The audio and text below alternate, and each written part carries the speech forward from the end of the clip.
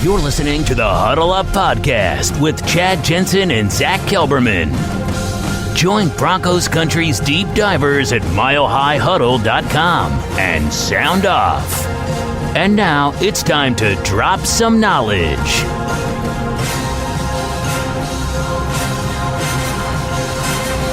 Welcome in, everybody, to the Huddle Up Podcast, presented, as always, by Mile High Huddle, powered by Overtime Media. I'm your host, Chad Jensen. With me, as always, my partner in crime.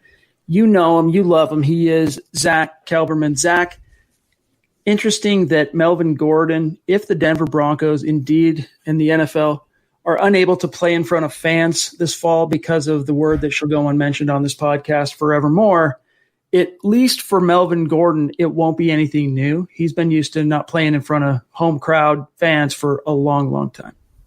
Yeah, you know, and in SoFi Stadium, the new stadium they're building out there in Los Angeles, it's not going to really house like the big house in Michigan. It's not going to be some 100,000 capacity stadium. And he's used to, like he said, playing in front of diminished audiences. So if there's limited capacity this year, it's nothing new for Melvin Gordon. But he'll see in Denver, that's where real fans come out, Chad. It's not like in Los Angeles where fans are airy-fairy. They're not really committed to any one team among the four major sports. But in Denver, it's a football town, it's a football city, it's a football state, and he will see that starting in week one.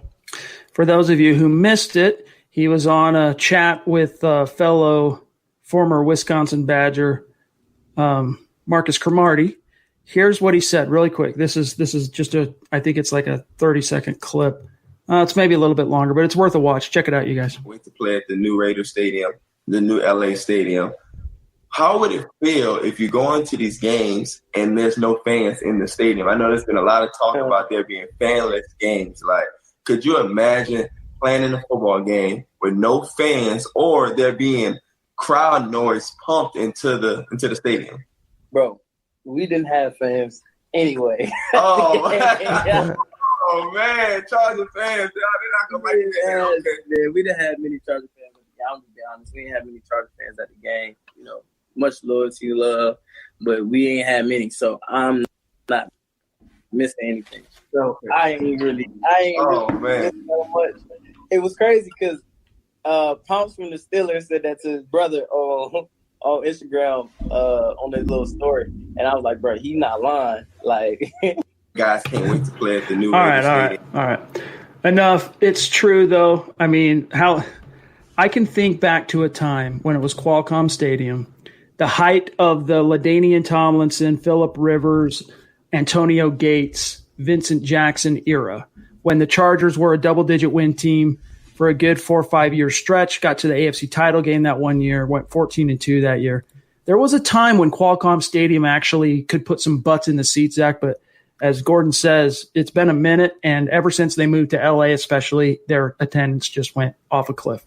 He's well acquainted with Broncos fans because they always packed the former Charger Stadium anyway for road games. It was always a Denver populace in San Diego or Los Angeles, wherever they played. And that's a credit to Broncos fans for traveling well, and it's a discredit to Chargers fans for not showing up to their own their own games. So Melvin Gordon should be well acquainted with the orange and blue because they always come out no matter what city you're in, Chad. Like we always say, it's a true state of being, even on the field and off the field. Amen. Gang, tonight is our favorite podcast of the week. It is the Mile High Mailbag. We are your football priests. Each and every week, we're here to offer you the absolution and the answers to your burning Broncos questions, and we look forward to getting to whatever's on your mind here in the chat stream here shortly in the super chats as well. But first, there was one topic of business I wanted to get to about Garett Bolles, Pro Football Focus. I don't want to bog down the podcast on Garett Bolles per se, but it did bring up something that was an interesting topic to me, which I'll get to in just 1 second. Really quick, guys, fast, quick matters of business. Make sure you're following the podcast on Twitter at HuddleUpPod. That's how you keep your finger on the pulse of what's happening with the show in real time. Also, while you're at it, make sure you follow at Mile High Huddle. If you're in a position, check out the merch store, huddleuppod.com. Get your swag on. Grab a hat like this. Get a football priest or a Mile High Huddle t-shirt or a State of Being hoodie, mugs, face masks. And there's a little something for everybody. Female tees as well. It's not just for dudes. Little something for everybody. If you're in a position to check that out, it's a great way to support what we're doing here at MHH. And if not, it's all good. We're just glad that you're here with us. We'd really appreciate it if you would subscribe, especially if you're watching this on YouTube. Don't forget to like this video, regardless of where you're watching this live, and share it out if you really like what we're doing here. This is the Overtime Podcast Network. All right, Zach, before we get to the chat stream, I wanted to get your take on something that PFF said. Now, it's no secret that PFF has kind of been, I don't know, the contrarian when it comes to Garett Bolles tropes, right? Especially since week 9 of last season. And it's true that he did play better down the stretch, but I can't remember the exact metric. I think they had him either as the highest or second highest graded pass blocking left tackle in the league from like week 9 on last season. And there have been several articles this offseason in which they've praised Garett Bolles, and they had another one in a sense here just today, or it might have came out yesterday. Nick Kendall had the article for us at milehighhuddle.com, but they basically went through all 32 teams and said, here's who we, based on, our grading system and all that, here's each team's most underrated player. Garett Bolles got the selection for PFF. Now, I don't necessarily I can read their blurb if you want to, but I want to get your thoughts on it, but what more interests me, Zach, is who else or who might have been a more appropriate selection as the most underrated Bronco? Because Bolles, I can understand an argument for it. I'm not going to pretend that there's no merit there or he's like the worst player in the world, because he's not. He's a bonehead sometimes, but he's not the worst player in the world. The most underrated on the roster, that I'm not so sure. Who would be your pick? It wouldn't be Garett Bolles. I mean, I can understand not calling him a bust because he's quite not there yet. He's kind of teetering on that line, but underrated, not in the least, Chad. I would go with someone like Kareem Jackson. It's hard when you discount the young players because there's so many young players on the Broncos roster. You can't really say A.J. Johnson. You can't say Dalton Risner. You can't say Phillip Lindsay. They're not underrated yet because they're not really proven yet as bona fide NFL players. So Kareem Jackson, he's kind of a borderline household name. He's a good player, but not a lot of fans know how good he can be or how he was last year in this defense. I'm going K-Jack, Chad. K-Jack is an excellent choice. We kind of clown on Todd Davis sometimes because of his lack of coverage skills and the twitchiness, but he is underrated as a run-stuffing linebacker in the league. You know, if he would have been in the NFL even 15 years ago, he would have been a top 5 linebacker just because he's such a good run stuffer, does not miss tackles, etc. I think there could be an argument for Davis. I think there could even be a fair argument for Justin Simmons because even though he was named second-team All-Pro by the Associated Press last year, let us not forget he was snubbed for the Pro Bowl. Sure. So it's not a question of is he underrated. Absolutely, Justin Simmons was underrated by the NFL last year. So on that side of the ball, offensively, I'm more inclined to agree with you in terms of who's really proven enough yet to be on the radar. I mean, who? Graham Glasgow? He just got paid a big fat contract. Right. How can you really say he's underrated? Who's the next accomplished veteran? I mean, it's Cortland Sutton and Phillip Lindsay, who came in 2018. They're not quite in the league long enough, so I'm with you on that. But I think on the defensive side of the ball, there are some solid options. Garett Bolles, to me, I can understand the argument, but he wouldn't be the first choice. I mean, my first inclination, I saw a comment say A.J. Johnson. That was my first thought, chat, was to say him. But he had one good season, but he's really not proven enough to be considered underrated or overrated or anything in between that. I would maybe say Phillip Lindsay because the Broncos clearly disrespected him this offseason, bringing in Melvin Gordon for the price they paid for him. They obviously don't see much value in having a 2-time 1,000-yard running back, a former Pro Bowler. I think on the Broncos, he is underrated, Phillip Lindsay, but as a whole, outwardly to the rest of the fan bases around the NFL, I don't think Lindsay's that underrated. Amen. All right, guys. Let's see what's on your mind. Shout out to each and every one of you who have been hanging out in the room. Duke, George, what's going on? Let's see. Toy Mafia, Bronco Batman been hanging out.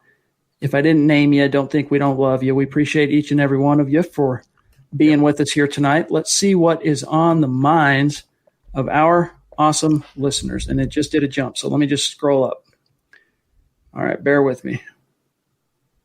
Well, that's true. It was Garett Bolles' birthday yesterday. So maybe we picked the wrong day to Should we hold a party for him, Chad? Indeed. All right. let me see. I know Bronx Legend jumped in, but I don't. Hold on. Bear with me 1 second, you guys. I got to see. Buana, I don't know if you can grab the next one, and I'll pull it up off of YouTube, and we'll get this party started here. Oscar jumping in early with a $5 super. Really appreciate that. He says, I'm optimistic that Drew Lock will do well, but let's say he doesn't progress in 2020. Would you draft another quarterback or go hard after Aaron Rodgers? Loving MHH. Zach, your answer first, and then I'll piggyback after that. I'm going to jump on YouTube real quick. Neither. You give Drew Lock another year. He's a young quarterback in his first starting season. You need at least 3 years to judge any player, but especially raw quarterbacks. I'm not panicking if Lock has a down season. I'm not chasing another retread. I'm not giving all my money to Aaron Rodgers, first, second round draft picks, all that capital. I am rolling with Drew Lock, good or bad, in 2021. If he has another down season next year, Chad, two in a row, then I consider drafting a quarterback in 2022, but not anytime until then. You have to give him at least 2 full seasons, meaning last year and this year, to show what he has. I am inclined to agree with you. I would only add one caveat to that, and that is magnitude or degrees. You know, there would be a little bit of nuance, like if he just completely sucked it up and fell flat on his face, which nobody sees happening, right? But he would really have to suck it up to like epic proportions that just screamed and shouted, everyone was wrong, this dude is a bust. Like it would have to be telegraphed in no ifs, ands, or buts. And I just don't see that happening. I'm inclined to agree with you on that, Zach, that Paxton got 3 years. Why wouldn't Drew Lock? Right. Well, let's see, 16, 17, cut on the doorstep of 2018. So we got 2 seasons, 3 training camps, cut. It's enough for a first round. Yeah. It's not going to happen. It's not going to happen. I mean, if he was really fair to middling, I could see the Broncos bringing in a veteran, but not a veteran who would be a day one replacement for Lock, but someone who could come in and be a little bit of a push for Lock, kind of challenge him a little bit. Yeah. Not an Aaron Rodgers, I don't think. Like a Ryan Fitzpatrick, a borderline starter who you can win with, but he's not your preference as a long-term quarterback. I agree with that. If he falls on his face this year, then next year, 2021, I'm bringing a better backup than Jeff Driscoll, but I'm still giving the job to Drew Lock. I'm just making it's not going to be his job off the bat completely. He's going to have to work for it, but he will be the starting quarterback this season and next season, regardless of what happens. And you can't rule anything out, but Oscar, I really don't see Drew Lock having a bad season this year. He's going to have some inconsistencies. There will be ups, there will be downs, but he's going to, I believe, he'll have a lot more ups than downs. Bronx Legend jumped in early with a $10 super. Thank you, Bronx. Appreciate you, my friend, and we're sorry that the stream jumped you. We couldn't actually show your chat card, but this is the next best thing, and we appreciate it. He says, Garett Bolles played better with Drew Lock in the game. Just hope that the backlash, he's gotten lights a fire under him, talking about Bolles. He's still young, with much more to grow. Let me make sure that didn't cut him off. With much more to grow. So, I mean, he is young in terms of NFL experience, but he's actually a very old fourth-year player. So he doesn't have a lot of time to – I mean, all of his time that he could have wasted, that water is now under the bridge. Right. And he has no more rope. It's put up or shut up. Obviously, when it comes to fifth-year options – John Elway and almost every GM out there, I think it was Bob Morris had a nice article on this a couple weeks back, not long after the news broke that the Broncos chose not to pick up his options. Bottom line is GMs don't, if a player does not garner the fifth-year option as a former first-round pick, it's almost virtually guaranteed that player isn't in that same city the next year. There's always exceptions to every rule, Zach, but if Bolles goes out and just balls out this year and really plays well, cuts down the penalties, keeps Lock clean, he'll get a second contract, I think, from the Broncos. But that's a massive, gigantic, huge if. You know, I was nodding my head at breakneck speed because I'm really agreeing with what you're saying there. He has no more margin for error left. I believe he's 27 years old going into his 4th season now. That is old. There's no more room to grow for Garett Bolles. He can grow into being a capable or competent tackle. He's not going to suddenly morph into an all-pro perennial Pro Bowler. I think that ship has sailed a couple years ago now. The best the Broncos can hope for is him being consistent, cut down on the holding penalties, the boneheaded penalties, stop taking points off the board. They can get consistency out of Garett Bolles. Like you said, he'll score a second contract. Won't be a Juwan James type deal, but maybe a 2-3 year deal, incentives, this and that. I could see that happening, but he has to prove that, Chet. He has everything working against him right now. So if he's not motivated by Elijah Wilkinson competing with him, having his 5th-year option pulled, all the crap he's hearing from the fan base, even John Elway, then nothing will motivate him ever again, Chet. Did you say 24? Because I just Googled it. He's 28, dude. Yeah, I said 27, I figured, yeah. Oh, did you? So 27. He just turned 28 yesterday. He was 27, obviously. So you were right. Yesterday you would have been 100% right. Now you're only one day off. But 28-year-old 4th-year player, he's already knocking on the wrong side of 30. Like he's approaching the front door, about to knock on the wrong side. So he's got to turn the ship around. And this brings up a very symbolic super chat, very generous super chat from one of our Mount Rushmore superstars. Appreciate you, George. Wow. Number 72. Very tough. He is holding out hope. He's holding out hope for Garett Bolles. Happy belated birthday to Bolles. With a much more mobile quarterback at the helm, he will be much better in 2020. And Zach, for the sake of optimism, George, you're the man. For the sake of optimism, Drew Lock, he did one of the ways that he improved last year. Well, that's the wrong way to say it. One of the elements that allowed him to improve down the stretch, which is one of the reasons why PFF continues to kind of be on his jock, was the emergence of, or I should say, Drew Lock getting inserted into that starting lineup. He was only sacked once because of Garett Bolles, one time. Drew Lock proved to be in those 5 games one of the hardest quarterbacks in the NFL to sack. So there is reason to believe that with Drew Lock back there, Bolles could take a step forward, but he's got to find ways to continue to kill, not kill drives and whatnot with the penalties. Drew Lock, his insertion made everyone around him better, Chad. From Garett Bolles to Devontae Booker to Tim Patrick and Deshaun Hamilton, but that was a flash in the pan for the most part. It was a 5-game sample where Lock and the Broncos offense kind of caught their opponents off guard, kind of by storm. What's going to happen this season in 2020? The first time defenses adjust, the first time a defense schemes around Drew Lock, the first time they face adversity, can Bolles hold up through that? Will that trope be gone then? Just because he did well for a 5-game stretch doesn't make Bolles impervious to criticism. It doesn't erase 3 other years of incompetency. So he has to prove that week by week, snap by snap, that he can be the left tackle of the Broncos, half of what the Broncos thought they were getting in the first round. This is the Overtime Podcast Network. Well said. Buona Beast reminding everybody, we're only 6 more subs away from 7,000 on YouTube. So close. And so, again, we know that about 35% of our daily listening audience on YouTube doesn't subscribe, but they listen to each and every podcast. So if you're one of those guys, check and see, are you subscribed? If not, sub, help us get over the hump, because we've got a really cool show planned for that to celebrate, because 7 is, of course, special and significant number for Broncos country. Zeus. Speaking of Mount Rushmore, Zeus McPeak, here he is in the house showing the love like he always does. We appreciate you, my friend. Really do. It means a lot to us, my friend. You allow us, your support has allowed Zach and I to really continue to pump time into these podcasts and making them better and putting up clips and finding new ways to give you guys content on YouTube. So it goes a long way, bro. That's why he's Zeus, Chad. Indeed. There's only one Zeus. Let's grab Derek here jumping in as well. Appreciate you, Derek. He says, thanks for the content. I can watch and hear about Broncos football all day and night. Just wanted to show support. Hashtag Denver Broncos for life. Appreciate that, Derek. And it is true that, like, if you look at MHH's YouTube channel from even a year ago, we would have at least one post from a podcast every day that would be shared from our Spreaker feed onto YouTube automatically. And then, probably 2 or 3 videos throughout the week. No live streams. I'm talking about May of 2019. We weren't doing any live streams. Now you've got a live stream every single day breaking down the latest Broncos news and analysis, deep diving on, depending on which show it is. Then you've got 3-4 videos a day coming out at MHH. So we've really tried to step our game up on the YouTube side, the video side, the streaming side, the podcast side.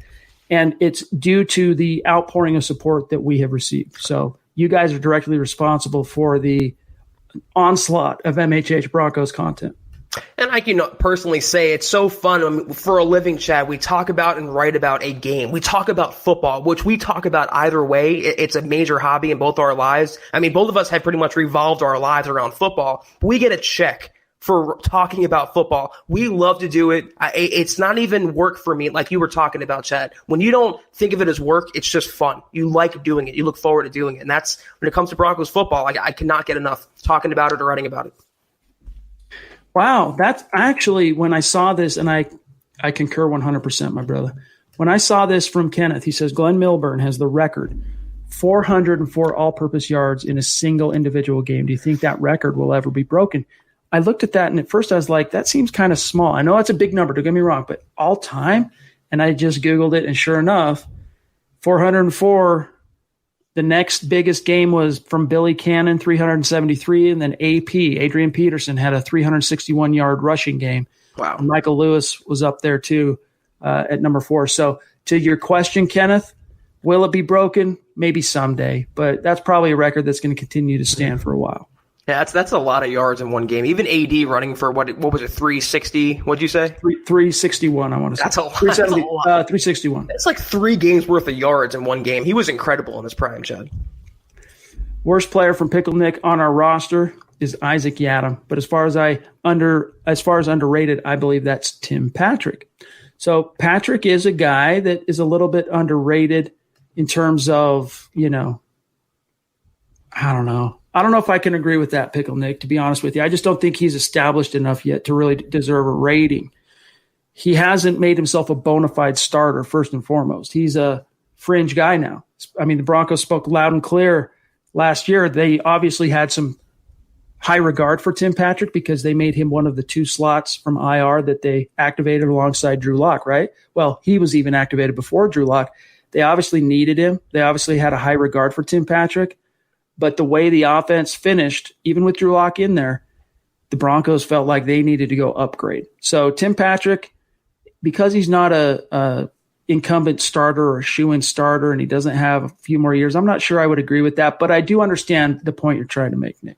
And then the Broncos go out and draft 3 wide receivers, including a slot guy, which kind of is an indictment on Tim Patrick and Deshaun Hamilton. But I would even venture to say that Cortland Sutton is more underrated. 2nd-team Pro Bowler, Chad. I mean, that's true. Ridiculous. True. But I think he's just going to get bigger and better. Oh, yeah. What's that new phrase that's going out in Broncos country memes? Judge Judy, right, for Jerry Jeudy, and Supreme Court for Supreme Courtland. Yep. And I think that's going to continue to be his trajectory. He's going to get better and better. Joe Turner jumping in with a very generous super. Wow. Appreciate Thank that, you, Joe. He says, best of the best. Thanks for the entertainment, guys. Keep up the good work. Yes, sir. Appreciate really you. Means a lot. We thank you, my friend. Mike Evans as well, one of our superstars, really consistent each and every podcast, showing the love, keeping the lights on at MHH YouTube. Appreciate that, Mike. Thank you, Mike. He says, we need your opinion. Do you think the presence of Chris Harris suppressed Justin Simmons' ability to be a vocal leader on defense? Mike, I think that might have been the case his first couple of years. In fact, Justin Simmons at one point talked about how he and Will Parks were baby no-fly, right? Because this was back still when you had TJ Ward, Darian Stewart, Aqib Talib, and Chris, and Roby. And so that first year, that whole entire 2016 Simmons rookie year, you had the entire no-fly zone still on the roster. Then TJ Ward was the first to go. And I think by the time you get to his 4th season last year where he really broke out, I'd be hard-pressed to believe he was holding back much because of Chris Harris. But I could be wrong.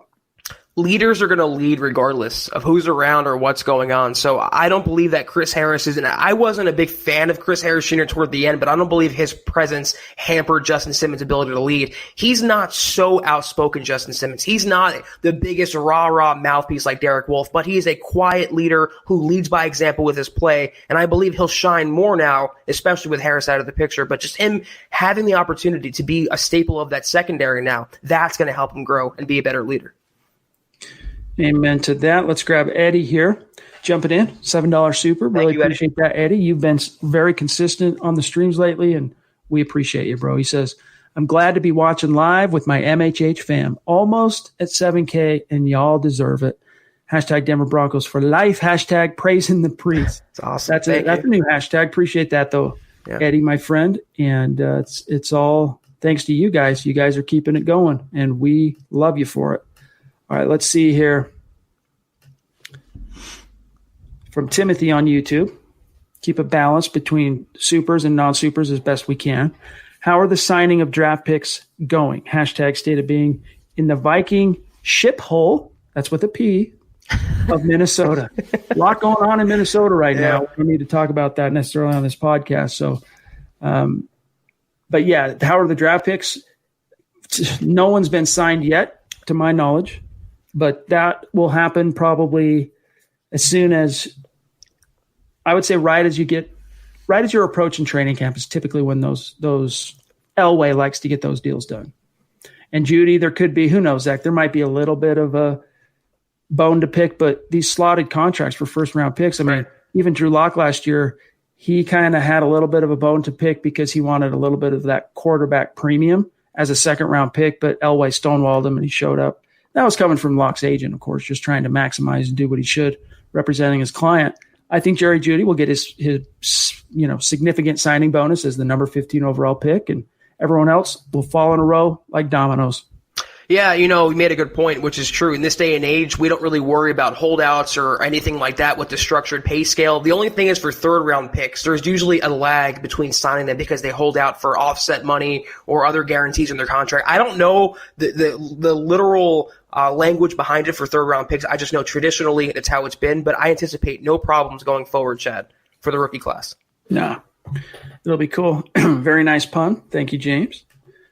Bobby jumping in, showing some love. Wow. We really appreciate that, my friend. Thank you so much. You've been super consistent and very generous to the channel since you made yourself known to us, and we really appreciate you, Bobby. Thank you, my friend. Here's from Clay on Facebook. We don't want to neglect our Facebook audience, which is approaching 90,000 followers. So, Clay, thanks for joining the stream, my friend. He says, if we leave out Philip Lindsay enough, do you think we put him on the trading block? Do you see any way that could happen and John Elway could survive the villagers and the pitchforks? Elway could literally shoot someone in Denver and survive that, Chad. He has so much leeway and so much rope.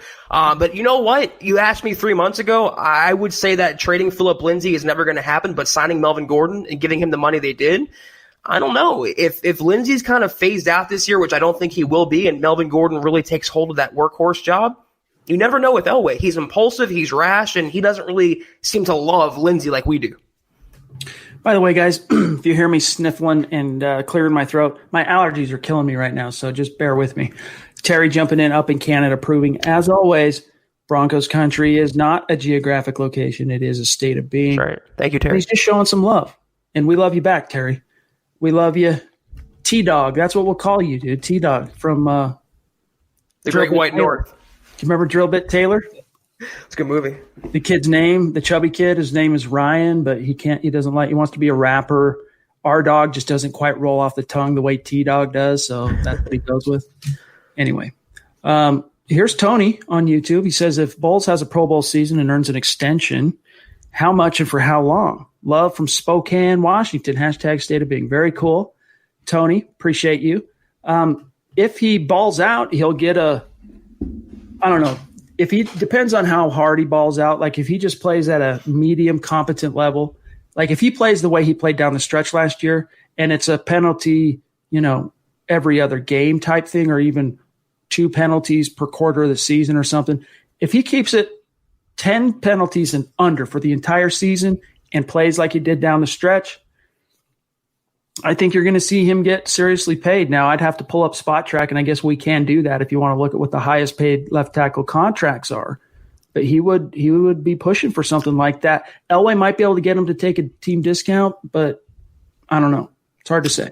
Boyles is a good nickname for Bolles, though, Chad, as it was laid out in the comments, because they're annoying and they're hard to get away. So, I don't see the Broncos breaking the bank if Garett Bolles has a solid season, which is Garett Bolles' standard. I would see a 2 or 3 year deal. I don't think even if he rights the ship, he's going to be the long-term left tackle. I think the Broncos realize he's just not consistent enough, and even with the addition of Mike Munchak and a better quarterback, he just does not have it. We can hope that he survives 2020 being competent, he doesn't get Drew Lock killed, and for his own personal worth, he scores a 2 or 3 year deal. This is the Overtime Podcast Network. For what it's worth, really quick, the highest paid tackles in the league are around between 12 million per year, upwards of 16 million per year. No way. I'm not doing it. How comfortable would you be given even after one solid season, or even better, even if it was a Pro Bowl season? Let's pretend it is just for a minute. Garett Bolles goes out there in 2020, produces Pro Bowl caliber. How comfortable are you going to be to pay him top of the line money? I'm not going to be. And that's why I think they'd maybe consider franchise tagging him and seeing if it was a fluke. But they'd be in a rock and a hard place, man. They'd be stuck. If he makes a Pro Bowl, he's going to have a lot of leverage on his side, Chad. He's going to probably score a massive payday, but the Broncos should protect themselves with incentives or outs in his contract, not a lot of guaranteed money. If he has a Pro Bowl season, he's going to get paid. I just hope the Broncos in that scenario don't break $16 million per year, Pro Bowl or not. I am not giving to Garett Bolles. I'm just not doing it. Let's grab Junior here, who is jumping in with a $10 super. Really appreciate that, Junior. Thank you, Junior. If you're on Twitter, make sure you reach out to us. This goes for all our Super Chat superstars. We want all of our listeners to reach out on Twitter. Don't get us wrong. But we also like to show love on Twitter to the superstars after each podcast by shouting you out and tagging you. So if you are on Twitter, reach out, let us know who you are, and we can connect in that way. And he says, Zach, hold a party. He holds enough, LOL. Very appropriate, my friend. Good play on words. It is what it is. All right, Clay, we got your question. I see you kind of have a similar one there on Lindsay, but we got to keep it moving here. King Hicks is still having problems with his super. Might need to log in and out of YouTube. Don't necessarily need to do it now, but King, you might want to try either logging in or out on YouTube. Check your Google Wallet. There might be some kind of problem there. That's the only thing I could figure, bro. But it's all good. You're in the stream. You're participating in the chat. That's what matters most, my friend. Ben Roth jumping in with a $5 super. Thanks, you, Ben. That's 2 days in a row. We appreciate you, my dog. He says, I read a couple articles saying McTelvin Agim was most effective as a nose tackle in college. Jarrell Casey, Agim, Shelby Harris on the D-line has some potential. He's a little too small to play. I mean, you saw how that went down, Ben, last year when they put Shelby Harris at nose tackle the first quarter of the season. It was an SHI T-shirt show. It was bad. NFL, the opponents were just running the ball down the Broncos' throat because Harris wasn't big enough, stout enough to hold the point. And Agim would not be right now at this stage. He's barely over 300 pounds. But in college, on pass rush situations, yeah, they would move him around that D-line and let him rush because he's much too quick for guards and interior guys to contain consistently. And so that can have some value for the Broncos in terms of a NASCAR package, Zach, but don't be expecting McTelvin Agim to project as a nose tackle. For now, that's Mike Purcell. That could be Joel Heath, potentially. We'll see. But I don't think Agim's going to be a backup 5-tech defensive end this year. He's going to come in and, have to compete with Draymond. He's going to have to compete with DeMarcus Walker. We'll see how well Christian Covington sticks. I expect him to stick, but those are the guys he mainly has to compete with and spell Shelby and Casey. That's what I was going to say. You have Draymond Jones, you have DeMarcus Walker, Covington. There's so much depth right now at that position, which is good for the Broncos, but not necessarily great for Agim. That's a guy who was drafted for 2021 and beyond. He might have been a Shelby Harris replacement, maybe down the road a Jarrell Casey replacement. He was drafted for the future. He's going to make an impact now. He'll get rotational snaps, but he's not going to start. He's not going to be the sack master. He's going to take some time to acclimate to Fangio's system. Really appreciate that, Ryan. He says, Chad and Zach spoil us. Never seen people more committed. Chad, a.k.a. the man with the plan. I have no time, and he helps me when I need it. Rock on, bro. Hey, all good, buddy. We appreciate you. Thank you, Ryan. Here's a nice joke for you from Mitch, man. We should rename Bolles Hodor since he is so good at holding. And what did we learn? I don't want to spoil Game of Thrones for those of you who might still be watching, but we learned that his name became that because that was the only thing he would say because it was the last thing that he heard, hold the door, basically. And that's how he would say it because he was, he had problems or whatever. So, yes, that makes a lot of sense. And, Zach, it's not the first time I've heard someone refer to Bolles as Hodor. It just makes me feel great. We're talking about our first-round left tackle, Drew Lock's blindside protector in these ways, Chad. It just makes me realize what we've suffered through with Garett Bolles the last 3 years.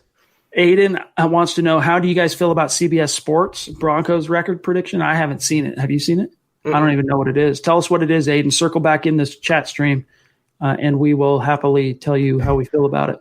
Steve jumping in with a question. Did you guys see the photos of Drew Lock throwing to the receivers and Lindsey running? Yes, did see that. It's cool to see.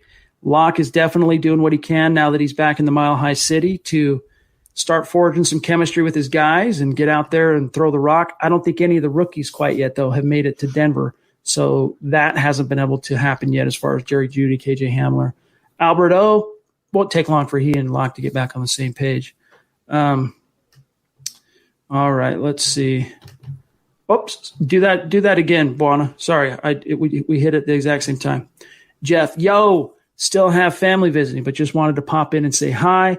Hope all in Broncos country are healthy. Amen to that. Jeff. Thank you. Thanks for doing so, Jeff, and it's good to see you, my friend. Kathleen, how many people are allowed to keep their job with a substandard performance for 3 years in a row? Most people only get 3 months to prove themselves in a job. Sometimes people will get 6 months. That's very true, Kathleen. Pro sports is unique in that sense, though, because it's not just player virtue. It's not just player performance, but you also have pedigree. You also have the pride of a front office or a head coach who pounded the table for that guy. And they hold out against hope that I was right. I saw something in him. And, sometimes they're proven right. Most of the time that stubbornness, if it quacks like a duck, the whole saying there, it ends up being a duck. And in the case of Garett Bolles, that's what it has appeared to be in these first 3 years at. Nepotism also plays a part of it in the NFL, Chad. People like Brian Schottenheimer who have no business being a coach or a coordinator, who's failed repeatedly, they get second chances. Pro sports athletes are just held to a different standard than we are in day-to-day jobs. They get a lot more money than we get. They get a lot more opportunity. They get a lot more exposure. They're just given a bigger and better platform than we get. So I agree with the premise in that, Chad. He's had way too long to prove himself, but athletes are just held to a different standard. It's just what's so. This is the kind of dedication we see from our awesome audience and community from Darian. If we're that close to 7K, I might just make 6 more YouTube accounts and subscribe. Bunch of burners. You don't need to do that, but we appreciate the sentiment. Thank you, Darian. I know you're just joking around anyway, but nevertheless, Brian here. Chad and Zach, very awesome, amazing, incredibly the greatest MHH ever. We appreciate that, Brian. Very kind of you, my friend. Thank you. All right, let's see what else we got here from the peeps. Gustavo jumping in with a $2 super chat. Appreciate that, my friend. And if you're on Twitter, make sure you reach out. We will connect. I really hope that we sign a tackle and a new cornerback is what Gustavo's hoping for. I think with regard to both situations, the Broncos are in a holding pattern, at least until a couple weeks get into camp. They're going to see how things take shape. Again, when we've already talked enough about tackle, I think, in recent weeks, but as it relates to the cornerback situation, Zach, they are relying on some of these young guys to step up and prove their worth. I'm talking about the Isaac Yadams. I'm talking about, the third-round pick this year, Michael Ojemudia. But I think more so Fangio was talking about Yadam, Devontae Harris, Duke Dawson, even Bryce Callahan, but probably not so much Bryce Callahan. They're hoping those 3 guys, even Shaquille Taylor, who is a futures guy that they've signed, they're hoping 2 of these guys. Fangio has his eye on 2 in particular that he thinks are going to show big-time improvements in 2020. We'll see. Bosby and Essang Bassi, right, two other young cornerbacks. I mean, the Broncos, say what you want about them, they're fairly unproven in that back end, but they have a lot of youth and depth. You can't say the same thing about tackle. So I'm of the opinion still you can't rely on Elijah Wilkinson behind Bolles and Juwan James, but like Chad said, it seems like they're waiting to see what happens. But the Panthers, Chad, they signed Eli Apple today, so there's still moves to be made on the open market, and I wouldn't mind Eli Apple. I wouldn't mind a veteran cornerback, but I feel better about the cornerback core than I do the offensive tackle depth chart. Agreed. Cottonmouth 78 jumping in, $10 super. Thank you. Appreciate that, my friend. And if you're on Twitter, reach out, my friend. Good evening, guys. Are the Broncos getting any practices in yet? Tom Brady had a couple weeks now with his guys.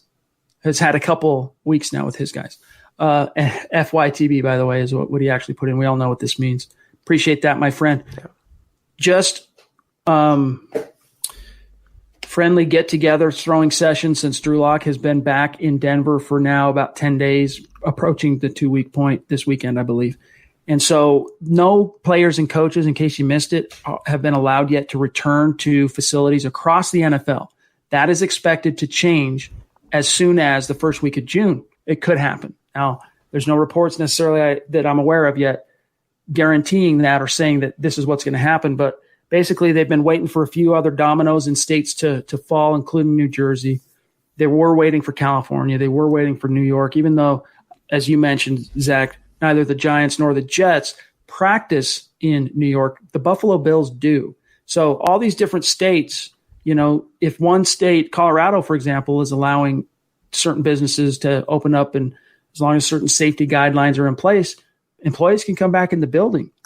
Well, other states aren't. And so the NFL wants to maintain competitive balance. So until all players and coaches can return, none can return to facilities. So that means OTAs, minicamp, all on hold. And it might end up being just, the Zoom meetings that they're doing, and then they just tackle the on-field aspect in training camp at the end of July, Zach. Yeah, in fact, Goodell today actually extended the off-season program, the virtual off-season program, by 2 weeks. So I'd be shocked if we had any team-facilitated practices between now and training camp. Like you said, Chad, in states where it's allowed, you can have throwing sessions, you can do socially distanced workouts if that's what the case may be, but there's not going to be any team-oriented practices, I feel like, until training camp in late July. It could be exactly that, guys. But there is still a lot of time between now. It's basically exactly 2 months till training camp opens. So a lot can change and progress and improve between now and then. Let's hope. Let's cross our fingers. J-Bone jumping in with a $10 super. Appreciate you, my friend, as always. You know that. It says, not a football question, but which of you two could run up 20 flights of stairs faster holding a mailbag befitting St. Nick himself? I got you. Both. Hashtag just kidding. Totally could not. Shout out to King Hicks. Yeah, definitely not me, dude. I don't know. Zach, I know your conditioning might be down a little since the word that she'll continue to go unmentioned, but yeah, I know I couldn't do that. I mean, I hate the treadmill, so I wouldn't want to run up flights of stairs holding a mailbag in my hand. I'm going to just hit the bench press. I'm going to do some bicep curls. I'll leave the cardio stuff to somebody else. All right, let's see what else we got here. We're sitting at 41 minutes. We're sitting pretty right now. All right, let's see what else we got here. From James Campbell, big-time member of the community. He says, Judge Judy will bring the Hamler down when the court is in session. So many puns. It's awesome, dude. I love it. Very punny. Let me see if I can get this. Oh, that's what it was. Okay. Awesome. Mine's about to do a jump. Did I click on that? What do you think from Sky Ace 81 on YouTube? What do you think about Philip Rivers going to the Colts with their offensive line? Media thinks they should make it to the AFC title game. What do you think, Zach? You know what? I think they're going to be a pretty dangerous team in the way they drafted. They got Michael Pittman. They have T.Y. Hilton out there. They have Marlon Mack. They have Quentin Nelson. They have a great offensive line. And Rivers, I think, has a couple years left in the tank. They're going to win, I believe. This is a bold take right now, the AFC South. They're going to make some noise in January. I'm a big Phillip Rivers fan. You can crucify me for that if you want. He's in a better position now than he was with Los Angeles. I think they're going to have a good season. Great coaching staff, good competent quarterback, good offense. I think they're going to make some progress this season. I tell you what, I hated Phillip Rivers during the Jay Cutler era, and I loved the trash talk those two had during the game. I don't know. I know it's not befitting. It's kind of like when politicians, hurl epithets. You think that it kind of tarnishes the office, and the same thing for quarterbacks talking smack on the field. Some people feel anyway. Not me. I love seeing Jay Cutler chirping. Phillip Rivers, as we know, is one of the biggest mouth dudes in the NFL. And I love the one thing I like about Phillip Rivers, first and foremost, he is an extreme competitor. Yes. And he manages to talk world-class smack without ever cursing. Not one, he just doesn't curse. So you got to trust me, when you're out there and, you've got the adrenaline pumping and you're pissed off and emotions are rising and whatnot, it's really hard if you're going to talk to not curse. And yet he finds a way to do it. So kudos to him. He's also an elite procreator. This is true. I don't think anyone in the league outside of Antonio Cromartie, one of his former teammates, That's a good point, can beat him on that front. Great friend of the show and Super Chat superstar, Mr. Boggins, jumping in. Really appreciate the super, Thank bro. you. He says, red zone targets, Sutton, Judy, Fant, Alberto, Patrick, hashtag odds.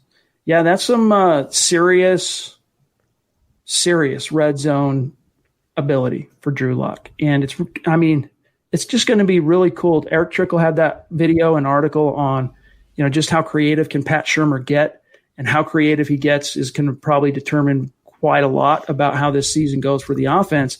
But man, we've already seen what kind of a beast Sutton is in the red zone. I'd like to see Fant utilized more as a red zone threat. He really wasn't utilized all that much.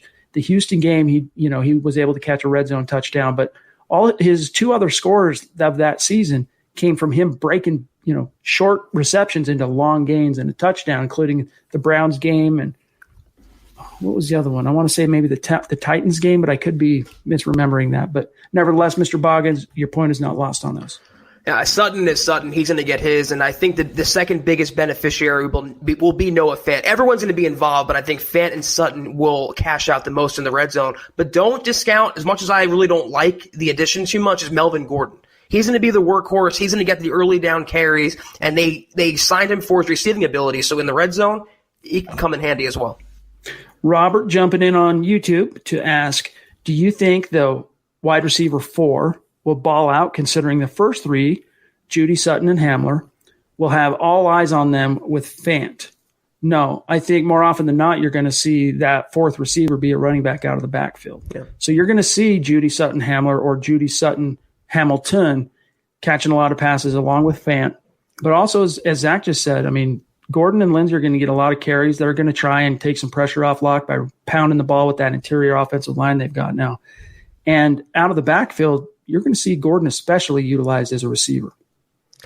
Well, define ball out. I mean, if it's 500 yards, 1,000 yards, the number 4 wide receiver in any offense isn't going to put up a 1,000-yard season. This isn't Madden. I mean, the Broncos are loaded on paper, but there's only so many reps to go around. There's so many mouths to feed, not a lot of scraps to go around the Broncos offense. So it's going to be Sutton. It's going to be Noah Fant, Jerry Jeudy, KJ Hamler. And then after that, it's going to kind of wane off to the second tier with the Patricks and the Hamiltons.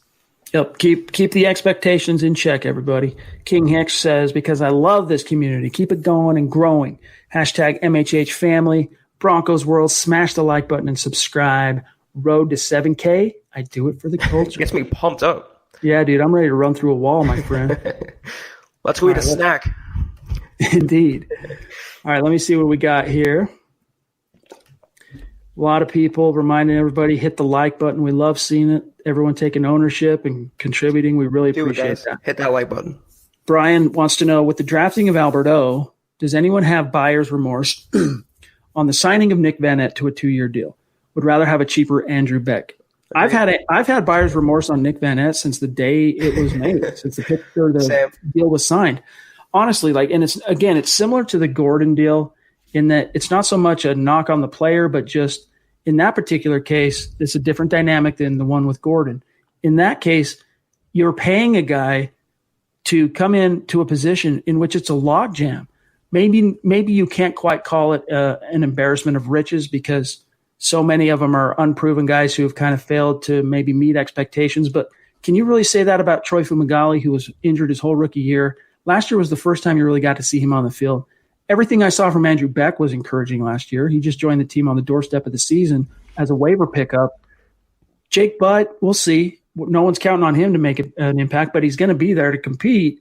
There are a lot of options. I mean, even Jeff Hireman. I think Nick Van Nett, let me put it this way. I'm not positive Nick Van Nett is an actual upgrade over Jeff Hireman. And since that's the case, why you're already paying Hireman, why are you paying Van Nett when it's all going to be about Noah Fant for the most part, and Alberto as time goes on?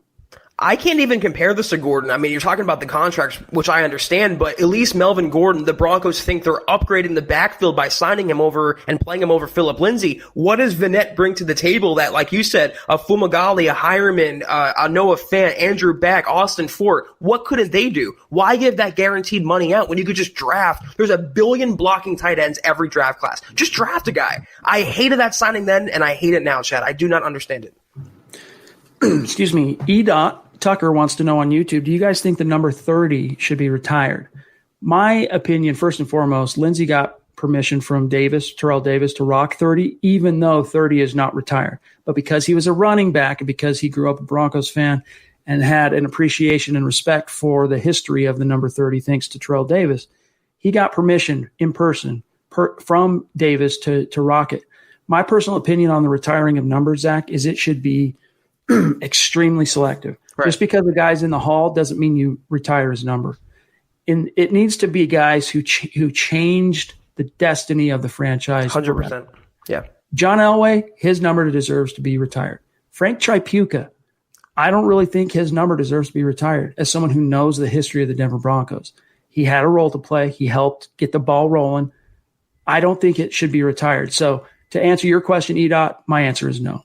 I'm fully with you, Chad. I can even argue, though, that between Tripucka and Peyton Manning, you can probably retire 18. That's probably good enough. But John Elway's number 7, that's the only one I think. Terrell Davis, you can't really retire it now if Lindsey's wearing the number. Maybe when he moves on or changes numbers. Not now. I don't think it's gonna be retired. One of our superstars, Glenn, jumping in, $5 super to say, any truth to the rumors that Unfold is playing the Super Bowl halftime show? Their drummer is fire. # good tunes. You know, the irony there, Glenn, my old punk rock band from my college years, Unfold, I was not the drummer. I was the lead singer and wrote the songs in that band. That's what I did in Unfold. So you guys can check it out. You can find it. I think we shared a link at another time, but it was a good time. It was a great period in my life, going to school and doing a little music and jumping in a tour van and running around. It was fun, but definitely I don't want that lifestyle now, sitting here at 40 years old, being in a band. I have a lot of friends and colleagues from that era whose bands continue to go and are going to this day. And they are basically, you got 365 days in a year, Zach. These dudes, to make a living, unless you're a multi-platinum selling artist or band, to make a living in today's world, you can't. It's not selling CDs. It's not selling records. It's not selling downloads. You have to tour constantly. So these dudes are on the road. These artists are on the road. You know, if you got 52 weeks in a year, they're on the road, a lot of them in the 40s in terms of the week. So that's not a life I envy at this point. I was going to say, Chad, you have to belt out a verse now. I mean, you can't tease that and talk about your past life and not bring it to your current life. So maybe one of these days. I can't think of one, dude. Honestly, off the top of my head right now, I couldn't think. A little of sample of anything, generic. Just if you guys are curious, you just got to Google it. I don't know. I couldn't come up with one. David Kilgore, one of our big time supers from MHH Mount Rushmore, awesome, consistent David. Every single podcast. We love you, bro. Thank you, David. He says, if Locke tanks, I would be pounding the table for drafting Trevor Lawrence. He's too good and is a once in a lifetime quarterback. But that's a big if, right, David? I mean, Locke would really have to tank. My question to you is, do you really think that's going to happen? I know no one has a crystal ball. We can't look into the future and know for sure. But based on what you've seen so far, do you really think that's going to happen? I get it. Trevor Lawrence is probably the best quarterback prospect coming out since Andrew Luck. And before that, Peyton Manning. Those three are talked about as like the most surefire guys, quarterbacks coming out of college. I'm not sure, my opinion, that Trevor Lawrence is quite on that level, to be honest with you, as the Luck and the Mannings of the world. But nevertheless, similar to this year, I'm happy with Locke. Like I'm glad. I would have taken Locke over the quarterbacks in this year's class. Absolutely. Even the first round pick. So I think for now you got to be, David, in a holding pattern, and Locke would really have to tank it in order for that to even become a conversation. I'm glad you said that, so I don't feel like I'm in the minority with my opinion on Lawrence. I don't see him being a generational talent. I see him having a very high bust potential in the NFL. He could be great. He could be a future Hall of Famer, but he can equally be the next Paxton Lynch as well. We'll say, if Locke fails this season, he is getting 2021 regardless. They would add a better experienced backup behind him, but they're going to give Locke at least two full seasons as a full-time starter, as they should. James Campbell saying Nick Van Nett has a cuttable contract, so you let the competition play out at the wide tight end slot. Andrew Beck is more of an H-back than a wide tight end like Van Nett, so different roles. Hireman could easily beat out Van Nett. It's true. So, it could happen. Like, they're not that big of a difference in terms of talent and wherewithal, Zach. But why even spend the money then if you're going to cut the guy later on? I mean, you have enough tight ends in the room. Why even bring one aboard and say, oh, your former third-round bust can beat him out? That's an indictment on you for signing Van Nett in the first place. I mean, you can justify his addition all you want. I think the Broncos wasted money and added to a position of luxury for no reason. Brian bringing up Austin Fort, who was he had earned a place on the roster almost. Like, he was rising as an undrafted rookie from, Wyoming, I want to say, right? He was rising when the weirdest ACL tear. Lower body injury. Completes a ball over the middle, No collision. He still made the catch, though, even though his knee. So it'll be interesting to see how much of a factor Fort can be in year 2. You worry about how much that injury could set back his that momentum, as meager as it was for an undrafted guy 1 year removed. Gary Palmer showing some love on Super. We really appreciate that, brother. Thank you, Gary. That's 2 nights in a row, and we love you for it, my friend. He says, hey, guys, keep on keeping on. Love it. Amen, bro. We will. And speaking of consistency, Chris Hernandez in the house showing some love, very generous super chat. We really appreciate you, bro. He says, click those little thumbs up, MHH fan. Listen to appreciate the man. That. Smash that like button. Amen. All right, let's see what else we've got here, guys. We're sitting at 55 minutes. We got got time for a few more here. Callie Dave, appreciate you jumping in, one of our superstars. He says, I need a live football fix. Claritin, Chad. Yes. I actually don't like Claritin because even though when Claritin first came out, it was marketed as the allergy medication that doesn't make you drowsy or affect you that way. And I think for most people it doesn't, but for me it does, and I don't like that. So I actually resist taking allergy medications of any kind. And because of that, I hate that feeling. So if I do, I take a Zyrtec. No, they're not a sponsor of this podcast, so that's the last time I'm going to say the word, but I appreciate the suggestion though, my friend. Let me see here. Ben wants to know, what do you think it would take salary-wise to sign Cordy Glenn, or Jason Peters? Well, Zach, have you heard what Peters is looking for? I want to say it was in the $12 million mark. I don't know about Glenn, but I think he's looking for $12 million a year, if I'm not mistaken. Yeah, I think that's the typical starter, low-end starters range. He's looking for just, I believe, commensurate to his ability. And a 9-time Pro Bowler at 38 years old, I don't blame him for wanting to secure the bag, but Cordy Glenn should come, I think, at $8, $9 million, $7 million, somewhere in that range. And to me, to have security and peace of mind behind Garett Bolles and Juwan James, that's money worth spending. J-Bone, I'm not on the Trevor Lawrence hype. The dude is good, but I'll take what we've got over tanking another year. Preach. Well said, my friend. All right, let me see what else we got, guys. We got to wrap it up here shortly. Let's grab Miller 707 Champ. He says, what do you think Jerry Jeudy's chances are of winning Offensive Rookie of the Year? Locke plus Sutton plus Fant plus Lindsey.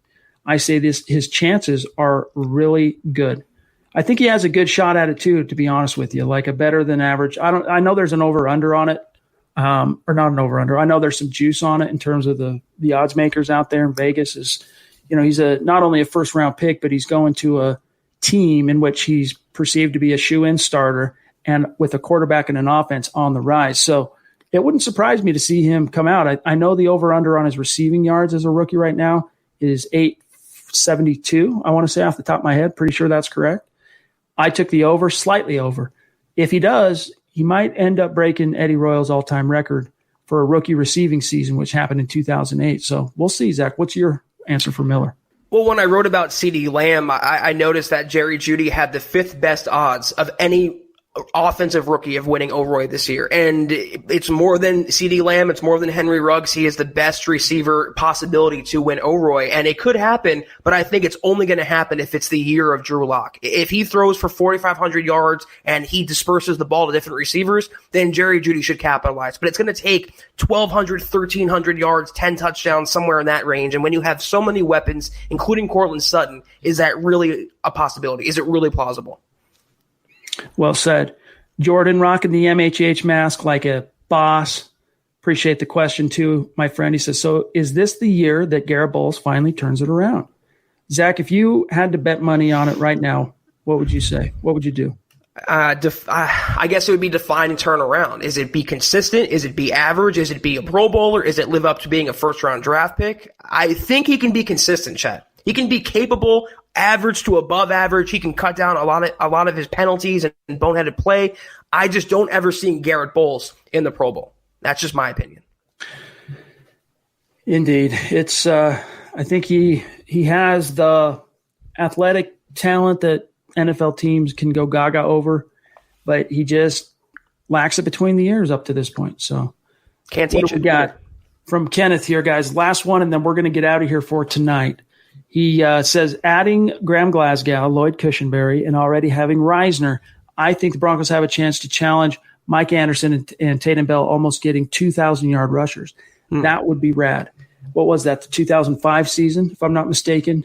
Kenneth and Buana, you might be able to remember that as well.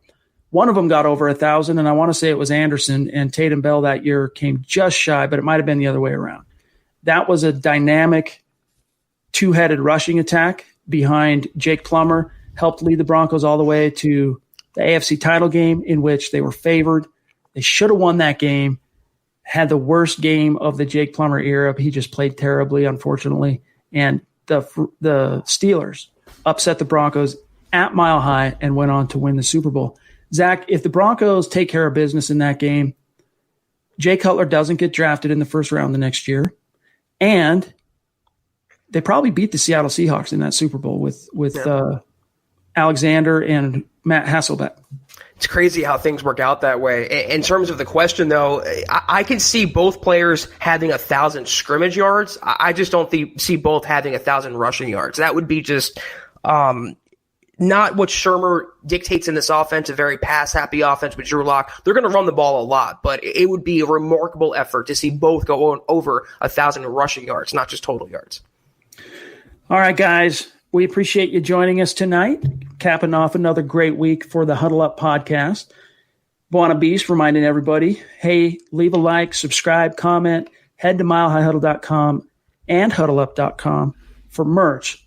Milehighhuddle.com is where you go to keep the conversation going, Huddle and get all the other articles and deep dive content that we do, and huddleuppod.com for merch. Thank you all for the support. Tomorrow night, Dove Valley Deep Divers, Lance Sanderson and Eric Giant at 6 o'clock Mountain, 8 p.m. Eastern. And then don't forget, Saturday night, the debut of the new MHH podcast with Luke Patterson and Nick Kendall. I'm not going to reveal what the name is. I'm going to let them debut that on Saturday and let them have fun with that. So make sure you stay tuned for that. It's going to be really good. That I can promise you. Also, make sure you're following the podcast on Twitter, everybody, at Huddle Up Pod. That's another great way to support what we're doing. The bigger we can get that account, we're pretty close to crossing it over 2,000 followers, I think, on Twitter, if I'm not mistaken. So get on over there, follow the Twitter account for the show, and then also at Mile High Huddle. You can find my partner here, Zack Kelberman, at Kelberman NFL, myself, at Chad and Jensen. And Zach, we'll, of course, talk between now and Sunday night, but have a great weekend, bro. You too, Chad. See you Sunday.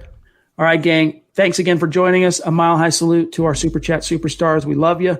Buana Beast, appreciate everything you do for us, buddy. And we will talk to you guys, the two of us, Sunday night. For Zack Kelberman, I'm Chad Jensen. We'll talk to you then. You've been listening to the Huddle Up Podcast. Join Broncos Country's deep divers at milehighhuddle.com to keep the conversation going.